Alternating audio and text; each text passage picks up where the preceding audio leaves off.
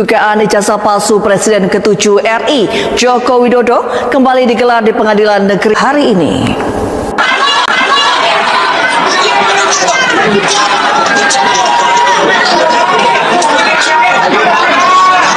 Sidang belum selesai. Masih terima pensiun dari negara ini. Rakyat Indonesia berhak untuk menanyakan ijazahnya. Benar atau tidak salah? Karena itu modal dasar untuk menikmati fasilitas negara atas nama rakyat. Mungkin Dewan Pengawas dan Antara juga ya? Iya. Sepanjang dia masih terima gaji, berhak rakyat bertanya. Layak tidak dia pantas dulu di situ. Ijazahnya benar atau salah? Oke. Setiap skripsi tentu ada tanda tangan pembimbing, minimal pembimbing utama, betul ya? Ya. Pertanyaan saya, bisa tidak sebuah skripsi itu tidak ada tanda tangan pembimbing dan dia dinyatakan lulus sebagai insinyur? Tidak ada pembimbing. Iya, tidak ada pembimbing. Tidak bisa. Tidak bisa. Berarti pertanyaan Anda, jawaban Anda sama dengan Kanjeng Pangeran Haryo Bagas, ya, PhD. Itu beliau mengatakan seperti itu. Jadi di UGM tidak mungkin skripsi kosong itu bisa lulus sarjana, apapun sarjananya. Kalau artinya di sini berarti Bapak meyakini bahwa Joko Widodo yang KKN di Ketoyan 85 tahun 85 itu adalah Pak Jokowi yang Presiden ke-7 Indonesia itu ya tadi ya? Panggilan cek ini Pak mungkin bisa diceritakan Bapak Ibu. Saya hanya ikut-ikutan teman-temannya kalau manggil cek. Jadi untuk ngawalnya, tentunya saya juga tidak berani panggil orang. Kita bukan teman ya, jadi hanya batas. Jadi hanya dengar saja. Cek. Dan satunya Mbak Ana, satunya Mbak Ijo, satunya Headshot. Headshot itu namanya juga nggak tahu sebenarnya. Memang bisa dijelaskan panggilan cek itu seperti ya namanya Joko Widodo ya. Nah, kalau panggil Joko kan sudah biasa gitu ya, pengen main daripada yang lain biar keren gitu ya, cek gitu. Kami berempat yang memanggil Joko Widodo adalah cek, benar-benar cek, bukan yang lain. Dari itu awal dari situ nama ceknya bukan di situ ya, sebutnya belum pernah. Ya selama KKN kita kan mungkin ada kedekatan ya, jadi kita untuk Mas Eko itu Mas Ecot cek, tapi kita dengan Pak Jokowi itu cek. Pak Jokowi gimana kalau Pak panggil cek itu responnya? Positif. Suka gitu ya? Suka. Jadi kalau hari ini diputuskan telah terbukti ijazahnya palsu karena apa? Ada yang bersaksi bahwa yang ada di ijazah itu berbeda dengan orang yang dia lihat. Jadi begitu. Dan Pak Rujito juga sudah memberikan keterangan bahwa ijazahnya itu sangat berbeda dengan yang ada dimuat oleh Dian Sandi.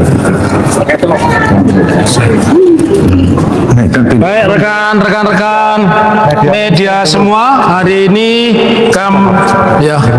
Oke, silakan teman-teman dari Kompas, dari iNews, CNN ya. Baik, kita nanti dimulai dari abang saya Pak Wirawan Adnan ya, silakan Bang. Ya, oke. Bismillahirrahmanirrahim. Assalamualaikum warahmatullahi wabarakatuh. Satu hal, kalau tadi ditanyakan biar dikawal ya. Oke, gugatan si LSI yang ke-1 ingin membuktikan apakah ijazah yang dimuat oleh Dian Sandi itu asli atau palsu. Hari ini telah memperoleh jawabannya, apabila tidak ada saksi lain itu hari ini telah memperoleh jawabannya bahwa ternyata itu palsu. Karena apa? Karena apa? Satu adalah dibuktikan oleh apa yang dibawa oleh saksi Pak Rujito mengatakan bahwa itu sangat berbeda dengan aslinya. Baik dari segi tekstur Pak Gurosono masuk, Pak Gurosono biar disampaikan Pak telah disaksikan. Juga telah disaksikan oleh saksi utama saksi utama kita adalah king witness kita hari ini yang mengatakan bahwa apa yang dilihat secara langsung Pak Jokowi dengan apa yang ada di ijazah itu sangat berbeda orangnya. Baik wajahnya, bibirnya, telinganya, hidungnya, giginya semua berbeda. Sehingga bukan orang yang sama. Tujuan kami menggugat adalah supaya membuktikan apakah ini palsu atau asli. Hari ini telah terbukti bahwa berdasarkan kesaksian berdua adalah palsu. Apabila gitu. Dan kemudian jangan lupa polisi juga kita gugat hari ini juga tidak bisa menunjukkan yang disitanya, tidak bisa ditunjukkan. Sebetulnya kan tidak kesulitan apabila tergugat satu Pak yang diwakil tergugat satu Pak Jokowi itu adalah mengatakan masih pinjam, harus masih pinjam ke polisi. Lah polisinya kan ada di sebelahnya Sebagai tergugat empat, seharusnya kan mudah untuk diserahkan gitu ya. Jadi menurut kami adalah mengapa polisi kami gugat supaya tergugat satu tidak berkelit bahwa yang dokumennya itu sedang disita oleh polisi. Harus berbeda barang bukti dengan barang titipan. Ya, monggo Pak Ugaja. Semuanya edukasi pada masyarakat. Jadi kalau sudah dinyatakan barang bukti, berarti itu diduga barang hasil kejahatan atau barang yang merupakan diduga dilakukan untuk melakukan kejahatan tadi. Jadi harus ekstra hati-hati bicara tentang bukti dan alat bukti, barang bukti. Gitu. Jadi sangat sensitif lah. Jokowi digugat 125 miliar, wajib hadir sendiri di sidang ijazah. Mantan menteri beberkan segala rahasia. Saya yakin 100% palsu, tidak mungkin asli. Pembukaan momen bersitara yang ditunggu rakyat. Assalamualaikum warahmatullahi wabarakatuh, dan selamat mendengar bagi seluruh saudara sebangsa dan setanah air dimanapun Anda berada. Kembali bersama kami menyajikan laporan khusus yang sangat mendalam, sangat lengkap, dan berisi fakta-fakta yang akan membuat kita semua sadar akan pentingnya kejujuran bagi seorang pemimpin negara. Selama lebih dari 10 tahun, satu hal selalu menjadi tanda tanya besar. Selama ini kita sering mendengar isu, sering mendengar kabar, sering melihat perdebatan di televisi maupun media sosial. Pertanyaan besar itu adalah, apakah benar dokumen ijazah S1 yang dijadikan syarat utama untuk menduduki jabatan Presiden Republik Indonesia itu asli dan sah secara hukum? Banyak yang berusaha menutupi, banyak yang berusaha membungkam, banyak yang bilang sudah selesai. Tapi hati rakyat Indonesia tidak pernah puas, karena jawaban yang diberikan selalu tidak masuk akal, selalu ada bagian yang disembunyikan. Namun hari ini semuanya berubah total. Kabar resmi datang dari dunia hukum. Mantan Presiden Joko Widodo resmi digugat ke Pengadilan Tata Usaha Negara dengan nilai gugatan sebesar 125 miliar rupiah. Dan yang paling penting, Hakim Ketua sudah mengeluarkan keputusan tegas. Dalam surat panggilan sidang tertulis jelas, tergugat Bapak Joko Widodo wajib hadir sendiri ke ruang sidang, tidak boleh diwakilkan. Beliau harus datang, harus duduk di kursi pesakitan, dan harus bersumpah menjawab semua pertanyaan mengenai keaslian dokumen pendidikannya. Lebih mengejutkan lagi, saksi utama yang hadir mendukung gugatan ini adalah seorang mantan Menteri Kabinet Kerja yang dulu pernah bekerja langsung di bawah kepemimpinan Jokowi. Orang yang tahu seluk-beluk pemerintahan dari dekat, kini berani maju ke depan dan berkata lantang, saya yakin seyakin-yakinnya ijazah itu palsu 100%. Saya tahu alasannya, saya tahu buktinya, dan saya berani bersumpah. Mengapa beliau sampai berkata begitu? Apa saja rincian bukti yang diungkapkan? Apa yang terjadi jika Jokowi tidak datang? Dan apa dampak besarnya bagi negara kita nanti? Mari kita bahas semuanya sangat rinci selama 18 menit ke depan ini.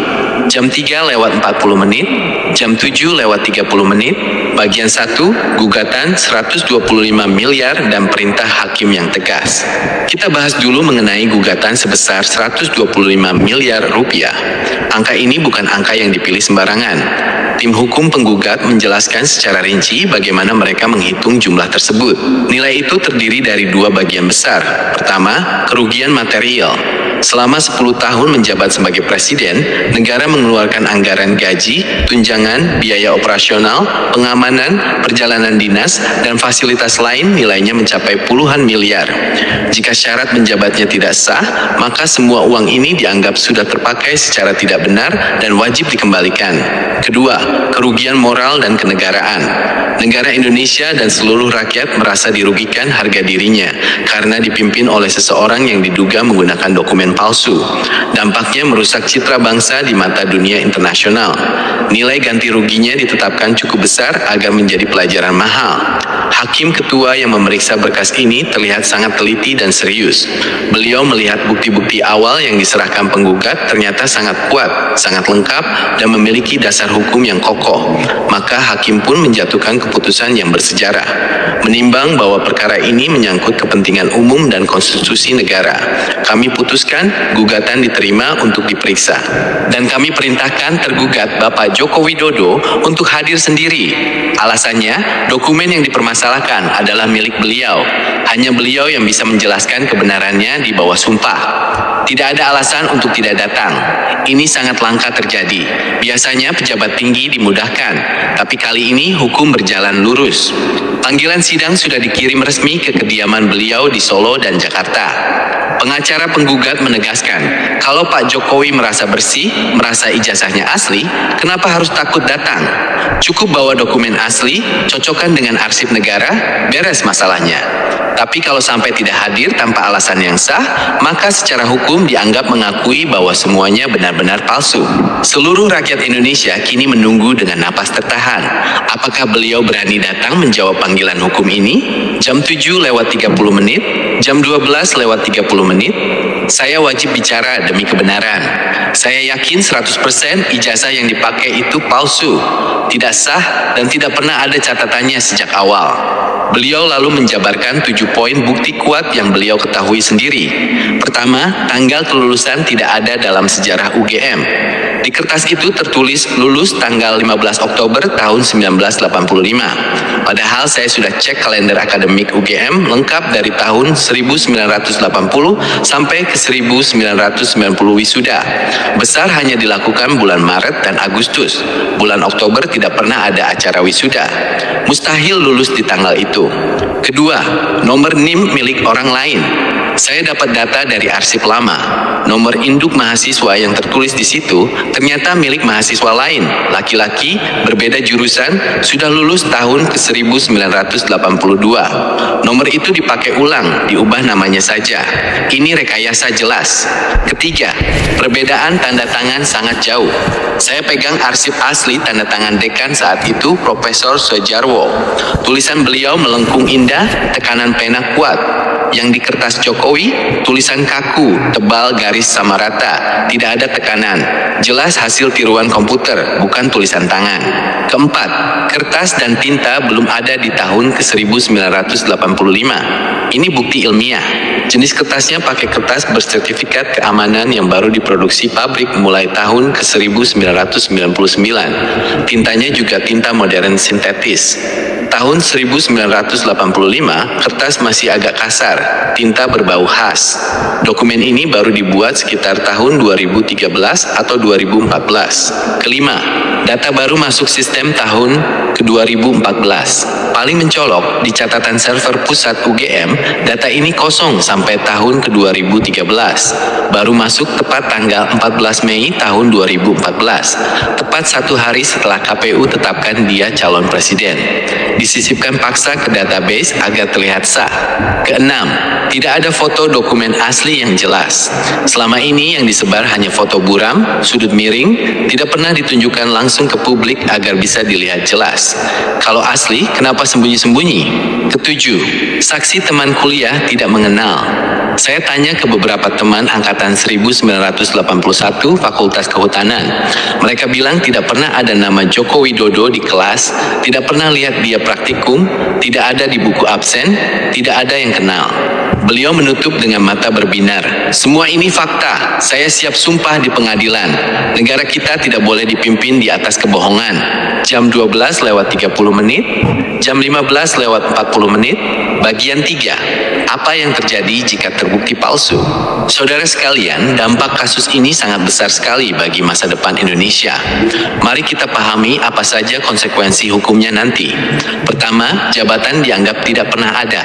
Secara hukum tata negara, jika syarat utama tidak sah, maka seluruh masa jabatan dianggap batal sejak awal. Artinya, selama 10 tahun itu negara seolah dipimpin tanpa dasar hukum. Ini hal besar sekali dalam sejarah. Kedua, semua aturan harus dicek ulang. Undang-undang, peraturan pemerintah, keputusan presiden, perjanjian internasional, sampai pengangkatan menteri dan pejabat, semuanya berpotensi cacat hukum dan perlu dikukuhkan ulang agar sah. Pekerjaan rumah negara sangat besar. Ketiga, wajib kembalikan uang negara. Seluruh penghasilan, tunjangan, dan fasilitas yang diterima selama menjabat wajib dikembalikan ke kas negara ditambah denda. Nilainya bisa mencapai ribuan miliar rupiah. 4. Tindak pidana dokumen palsu. Membuat dan memakai dokumen palsu itu kejahatan berat. Pasalnya jelas di KUHP, hukuman penjara maksimal 6 tahun.